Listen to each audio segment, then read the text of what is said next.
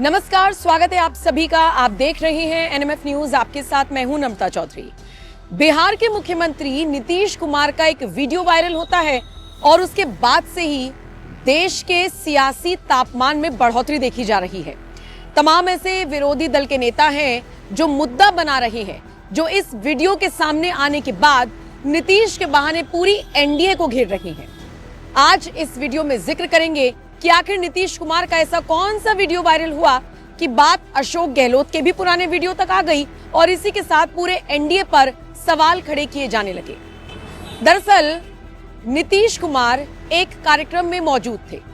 बताया जा रहा है कि नियुक्ति पत्र वितरण का ये समारोह था, जहां पर नीतीश कुमार के साथ साथ साफ तौर पर देखा जा सकता है सम्राट चौधरी और बिहार के तमाम गणमान्य लोग मौजूद थे। अब इस दौरान बताया जा रहा है कि एक महिला डॉक्टर जब पहुंचती है नियुक्ति पत्र लेने के लिए और उसने हिजाब से अपना चेहरा ढका हुआ होता है, नीतीश कुमार उसी हिजाब को पकड़कर खींच देते हैं और उसका चेहरा दिख जाए ये वो कोशिश करते हैं, जैसा कि आप इस वीडियो में देख भी पा रहे हैं। अब जैसे ही ये वीडियो सामने आया और जैसे ही नीतीश कुमार ने इस लड़की का हिजाब उतारने की कोशिश की और ये चाहा कि उसका चेहरा दिखे, वैसे ही सम्राट चौधरी उन्हें रोकने की कोशिश करते हैं और उसके बाद देखते ही देखते ये वीडियो वायरल हो गया। अब वीडियो वायरल हुआ तो इस पर अलग अलग प्रतिक्रियाओं का आना शुरू हो गया। कुछ लोग कह रहे हैं कि ये पूरी तरीके से गलत है और अनएक्सेप्टेबल है, इसे बर्दाश्त नहीं किया जा सकता। जबकि कुछ लोग कह रहे हैं कि अगर अशोक गहलोत घूंघट हटाएं तो कुछ नहीं, लेकिन अगर नीतीश कुमार ने हिजाब हटा दिया तो बात मजहब तक आ गई और इसी को लेकर ये पूरा विवाद गहराया हुआ है। कैसी प्रतिक्रियाएं आ रही हैं आपको आगे बताऊं, अशोक गहलोत का जिक्र क्यों हुआ आपको समझाऊं, उससे पहले नीतीश कुमार का वायरल होता हुआ ये वीडियो देख लीजिए। सौम्या कुमारी, माननीय मुख्यमंत्री जी अपने हाथों से नियुक्ति पत्र देके नीलम।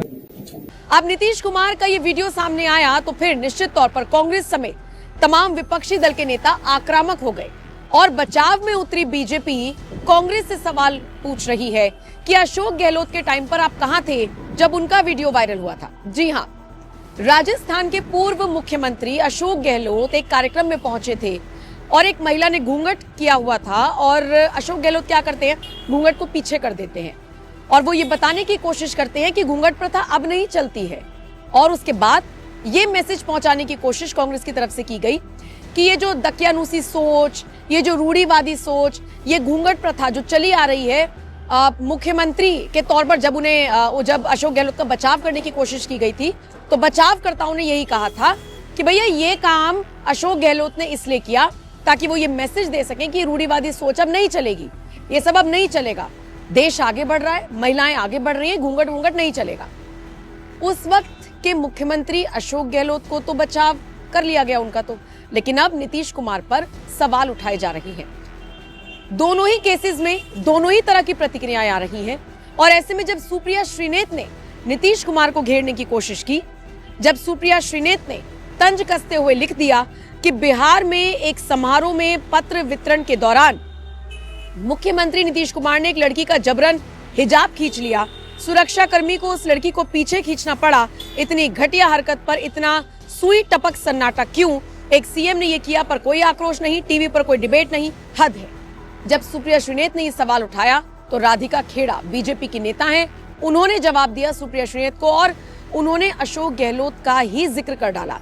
सुप्रिया श्रीनेत को जवाब देते हुए राधिका खेड़ा ने कहा, इस घटिया हरकत के समय आप कहां थी मोहतरमा, कहां है अशोक गहलोत जी पर आपका और राहुल बाबा का एक आक्रोश भरा ट्वीट। जुबान पर तब दही जम गई और उंगलियों पर ताले लग गए थे। क्या आपके हाई कमांड ने इसके लिए पूरे हिंदू समाज से माफी मांगी थी? राइट्स क्या हिंदू महिलाओं की नहीं है?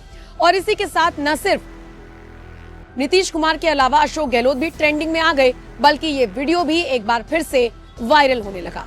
बात चाहे हिजाब की हो, बात चाहे घूंघट की हो, किसी मुख्यमंत्री का, किसी पूर्व मुख्यमंत्री का, किसी भी नेता का घूंघट पीछे कर देना या किसी का हिजाब खींच देना निश्चित तौर पर ठीक नहीं है इस तरह का आचरण, और इसीलिए लगातार प्रतिक्रियाएं आ रही हैं। अब नीतीश कुमार का बचाव करते हुए बीजेपी अशोक गहलोत का ही जिक्र कर रही है। तो ये खबर अब मैं आपके हवाले छोड़कर जाती हूँ।